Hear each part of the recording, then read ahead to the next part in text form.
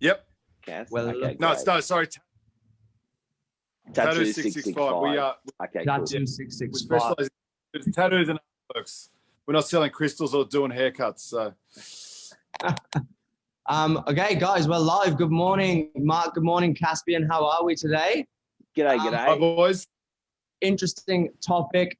Some new tenants in a tattoo shop, and we're going to go into a little bit about that process. But just quickly, people get tattoos for many reasons: for attention, for self-expression, for artistic freedom, rebellion, a visual display of personal narrative, reminders of spiritual, cultural traditions, sexual motivation, identification, Okay. or even drunken impulsiveness. I think there's possibly one in that might be might relate to me somehow, but I'm going to leave that to the audience's imagination. Good morning, guys. Caspian, Tattoo 665. We'd love to know a little bit about the story, where it came from, and how you guys got started. Well, I've been an artist for a long time. I was the kid in school that would draw blood coming out of Jesus's wounds and stuff, and the nuns were all pretty freaked out back in Byron Bay when I was a kid.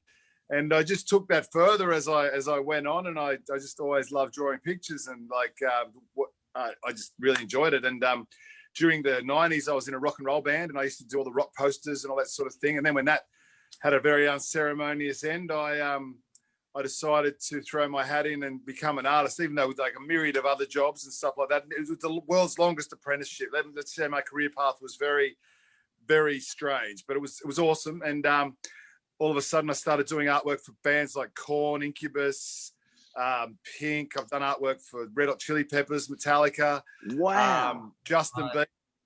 I've done art for Pharrell Williams. I've done Florence and the Machine. But like a lot, I've had a really amazing client list. I feel so fortunate to have stumbled into that. It happened by chance.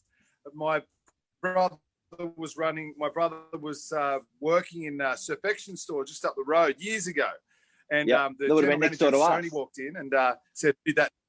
Yeah, right near you guys. Yeah, way back in the day. And he saw a board I did. He said, "Who did that?" My little brother said, "Oh, my brother." And next minute, I'm doing artwork for Korn, and then Incubus, and then Australian Idol, and then it sort of snowballed. And then I had my children. Well, I had one of my daughters, and I thought, geez, there's not enough bands coming to Australia to supplement. So you started doing children. So no. I had children, so I had to start earning money, on a regular basis. So I just I got into tattooing, and it turned out it's been amazing for me. It's taken me all over the world. I've tattooed in all throughout America, and I started in quite humbly down in DY. Actually, I was the world's oldest tattoo apprentice. So that was kind of strange, having all these young blokes, just order me around and stuff. I didn't like it at all, but you've got to grin and bear it. You got to crawl before you can walk.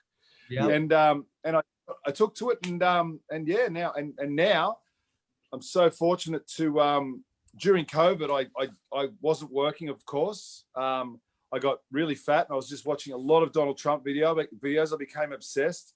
I even thought about trying to get the haircut going, but I thought that would be way too much work. I've had a coffee too, so and I've just trained, so I'm very excited right now. So my wife and I hatched a. Looks like he's conked out for a sec there, Mark. I'll see what we can do. He might jump back on there. While he's getting some air, he'll come back. Tell us so the location's in DY. What an amazing guy. An amazing guy. Unreal. And talk about the tats he's done for so many people. Wow. Yeah, so he's got a bit of a pedigree behind him, as you can tell. I wasn't even aware that it was that extensive, but it's all coming out today, which is good. That's unbelievable. Yeah. So these guys recently. What was that? Sorry. How did you meet? So Cass and his wife Ellie, they just sent an inquiry through the agency. They were looking to find a new shop, and Yep. they mentioned to us that they wanted to get a tattoo studio going. And Ellie and I, well, Ellie's Welsh, and I've lived in Wales for a while, so Ellie and I got on well to start off with, just from that little affiliation. And Yep.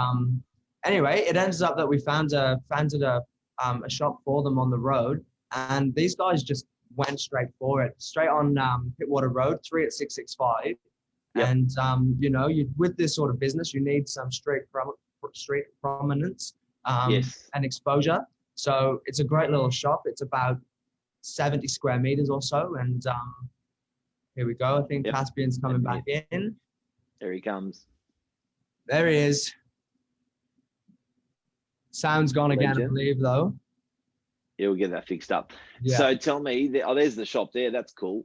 So Hello. it's connecting to audio. You're back. I can hear you. I'm so sorry, guys. I had just had issues. Then yeah, it's technical issues. I love them. I love them. You gave us some great information that we're just having a bit of a chat about just then. Bloody awesome, and congratulations. That's huge. So we were just saying what a big, what was the word you just used, James? What a big what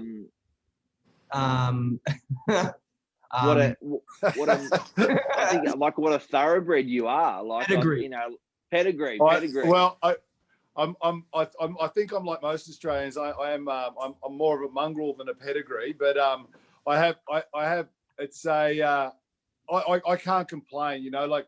But I've always had a pretty good work ethic, like just like Novak. You know, you guys do a great job, and you know, I really appreciate all the help I've had here getting this joint, securing the place. The biggest problem I had with the whole process was actually getting my tattoo operator's license. Like, I felt as though that dragged on for 3.5 months, and I was thinking, why? What have I? Why haven't they given it to me? You know, and eventually I got it. So there was, all my fears were just about nothing. But of course, they just let you hang on. I'm like, really, guys? Come on. I'm during COVID. I'm trying to open a new business. Like, come on, guys. You had the concept, you had the shop, you had the fit-out guys ready, you had the dream. That was the block. With the last 2 months, I thought, you know what? I got to do this. So I just started dropping money on it. And I just thought, if it doesn't work out, it's only money. You know what I mean? Like, yeah. You know what I mean? Which is, wow. which sounds like a very ridiculously privileged position, but I was prepared to lose it. But you got to be prepared to lose it to win it, don't you? Yeah, you got it. Good, and a good pun. Now, can you give us a little tour and through the shop? Okay, guys. So here's the main street here. But what we've done here is we've got this DY. We've got this beautiful fluoro, and then if you can see a lot of my artwork on the walls here. Show us close. We've got this Chesterfield sort of setup going. Here's one of my. I love doing a lot of surfing imagery, and look, we got Gary the seagull right here. Gary. Look at how good's Gary. Gaza. I fell in love with seagulls. I used to just think they were sea rats, but now I love the things. They're beautiful. You got all these. I love birds and skulls. Yep. Here's an old band poster like from back in the day. That was my band's first EP. Wow. And then we've got a whole bunch of other artwork. That's my code. I did this during COVID. It was my response to the bushfire, fire starter. Wow. That's sick. And we've got more barrels. So how long would that take you to do that? Just for instance, that fire starter? The fire starter took an inordinate amount of time. Actually, I was just in between Donald Trump videos. I'd be going down to my garage and just painting that thing. And it took a while, you know. I'd say there's probably about a good 40, 50 hours working that one. Yep. So just because I went ham on the detail. Look at this mirror, guys. How amazing is that? Show us. It's a cool shop. You've done well. This mirror's cool. Amazing. And we've got are you guys feminine of you? Are you guys selling the artwork as well? So you've got a slight we are element as well. We're selling the artwork, and it's going gangbusters. You know, we're really, it's just to have this platform to be able to show it in this environment is amazing. You know. Yeah. So and then we've got out the back. We've sort of done a little bit of a vibe here. There's my wife. She's very angry at me for getting her out of bed this early. And we've done these big sort of storage sort of vibes here. We've got a little sink out the back, obviously. Yeah. And so you guys have completely refitted the whole place. Yeah, yeah. We had to make it COVID safe. Yeah. Like people friendly and also like artist friendly. So there's a few things to consider there. Pretty small general things, but Show us the chair. How good's the chairs? Show us the chair that where you get the tattoo. Oh, this is one of the beds. So there you go. You sit down there. You sit down there. Semi-laying down. You grab one of these guys here. Yeah. This is a work. This is for to put your arms on, and the chairs are fully maneuverable. You can lift them up, put them down. You can change the legs, sort of setup. Cass, when people come and see you, do they say like they go, "This is exactly what I want"? No, most of the time. Well, as James was describing before, there are so many different reasons why people get tattoos. Sometimes you're sort of commemorating the passing of someone, and that can be quite a traumatic experience, especially. But you try to lift them up. There's so many ways to skin a cat, for want of a better sort of analogy there. But like some people some people come in with very definite ideas. Other people come in with really pedantic ideas that they want to maybe move it a millimeter to the left, a millimeter to the right. No, I like it where it was, sort of thing. Those people are great, but like these days, I feel very fortunate in that most of my customers trust me implicitly with what I do, and they just like allow me to go for it. I do prefer some parameters because some people go, oh, "You're the artist, do whatever." So I'd say, well, how about we do Santa Claus riding a dragon, getting barreled at pipeline, and they'll be like, "Oh no, I don't want that." I mean, well, then don't leave it up to me, then, mate. Just give me some parameters. You know what I mean? There's a million ways to sort of get there, but you just got to try to, and that's part of the hustle with tattooing, like trying to fulfill people's expectations and dreams, because it's a very personal thing. And then there's the frivolous guys that come in and go, "Hey mate, can you do a soccer ball on me foot? I don't even care, mate." And I'm like, if they're too drunk, I won't have anything to do with them, because the last thing I want them to do is wake up in the morning and go, "That bastard," you know what I mean? So wow. Hey Cass, proudest tattoo. That's really tough. I've been tattooing a friend of mine, Timmy, who's a legend, and I've done so many great tattoos. I wouldn't say great. I'm Australian. We don't talk ourselves up too much. I've done a lot of tattoos that I really love doing, and he sat like a rock even when he was in excruciating pain. I've done a really cool barrel and like an underwater scene on him, and it keeps growing. I love my aquatic themed stuff, and Tim's color packing. He's got really like white skin, so the colors just pop on him, and he's just and he's a lovely bloke. And so I'd say Tim Davis is Tim, and he's a career professional rugby player. He's just a top little nugget of a bloke. He looks like a wrecking ball, but he's just an awesome guy to tattoo. And I'd say some of my proudest tattoos have been on Tim for sure. I've tattooed a lot. Sorry? Strangest tat? Oh, look, mate, you get some strange ones, like some girls want to get tattoos really close to sort of areas and round areas and things like that. And I won't elaborate on that too much, but they can be quite strange. One lady wanted me to tattoo her name on her, right? And she already had her name tattooed on her. And I'm like, so you want me to tattoo your name? You've already got your name on.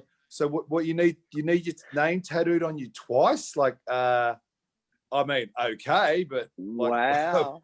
Why? Wow. So you really do experience the full range of the human experience. Sometimes you'll be tattooing like really accomplished lawyers or doctors or entertainers. And then other times you'll be tattooing these really sort of like strange individuals that are pacing around the room and stuff. You're like, oh, mate, okay, righto. But you get pretty good at dealing with people. So it's an interesting job. There's never a dull moment. I will say that. Wow. Now, just to elaborate why we are having a chat today, you've just moved into DY in the Northern Beaches for a commercial business. Yep. James connected you to the shop. Yep. And you're in there, you're starting your business. You've started in the hardest part of the economy in COVID and stuff like that. You've been super brave. You've braved also getting a license and all that. How are you going? Look, mate, we've had a massive response.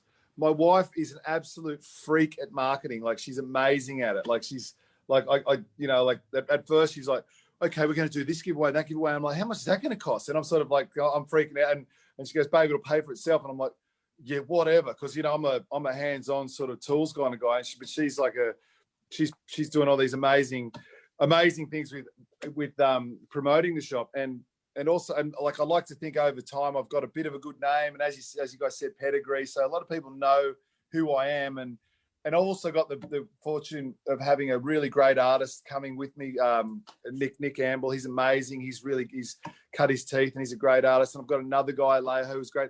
And if you produce the quality, then you're going to have the customers. And the funny thing about the downturn in the economy, everyone seems to have money for surfboards, wetsuits, and tattoos. You know what I mean? Everyone's got like a $500-600 spare, where they don't have like the big tick. So many people. So no one's traveling. No one's doing what they'd usually be doing. Especially during winter, where people just get out of the country. Everyone's hunkering down and doing their own thing. But it seems that the people have got money for tattoos, which is great for me, And I was coming into this thinking, you know what, I'll probably have to just be here by myself for a while till I get customers. But I just thought I have to do it.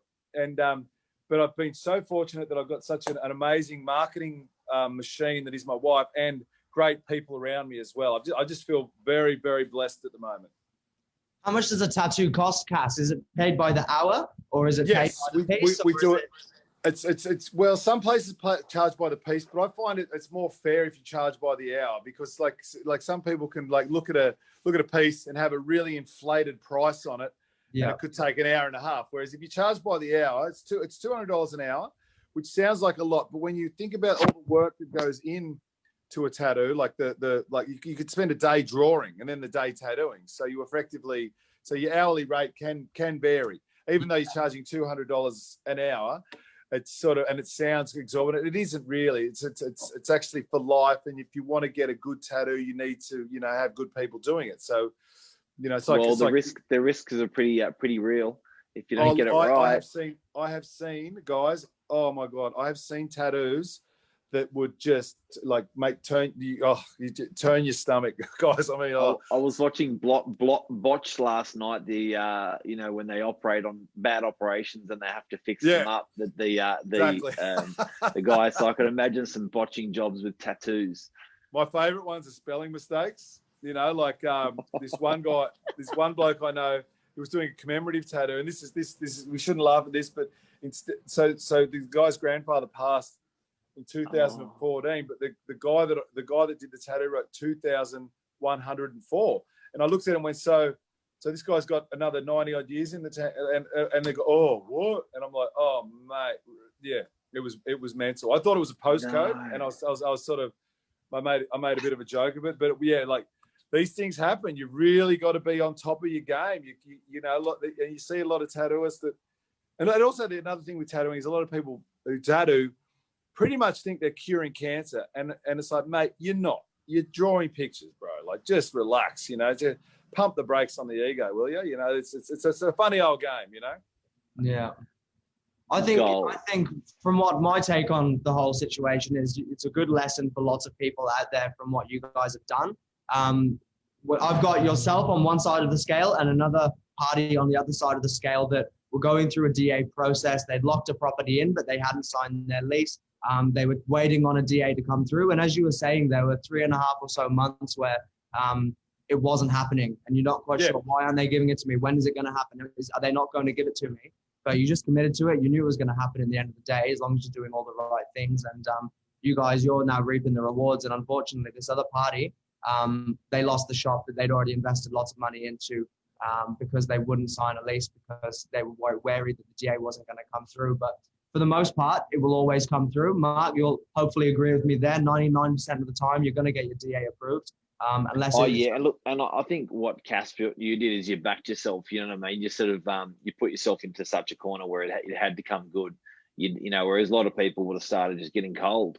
and just they would have still got it, but they sort of backed out too early. So it's pretty cool what you did, and that's going to follow through in your business. That's obviously follow through in your business week by week. If you're going to do it, you know, like if you get cold feet and you start worrying about what could go wrong, you know, like if your headspace is in that mode, then it will go wrong, you know, because and look what happens. People lose what potentially very lucrative spots because they won't commit. Opportunity. You just got to run it. You got to commit, you know. It's otherwise you could lose more money by, you know, not committing, you know. Anyway.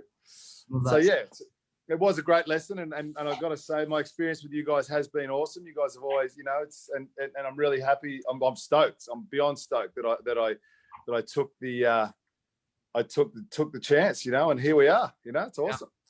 In a great spot. Hopefully, lots and lots of success to come. Like, the shop is amazing. I've been down there a couple of times in the last few weeks, and we're stoked for you as well. So wish you all the best, mate. That is so cool. And look, it's great to have a personality like yourself in the Northern Beaches in DY, and we're proud. So so cool. Well done. I just want to say, like, I love the Northern Beaches ever since I moved here from Byron Bay, and Northern Beaches is like, you know, Byron Bay, but it's got more of a community feel, believe it or not, because Byron Bay is just full of transients. Really? But it's crazy, and I love the beaches. I love my people, and I'm looking forward to all my new friends and my friends that I already have coming down, and just enjoying it because it's a real family vibe. I'm doing this for my daughters, my wife, my people. You know, I'm just really, really stoked. I couldn't be beyond stoked, actually, guys, to be here. And Gentlemen.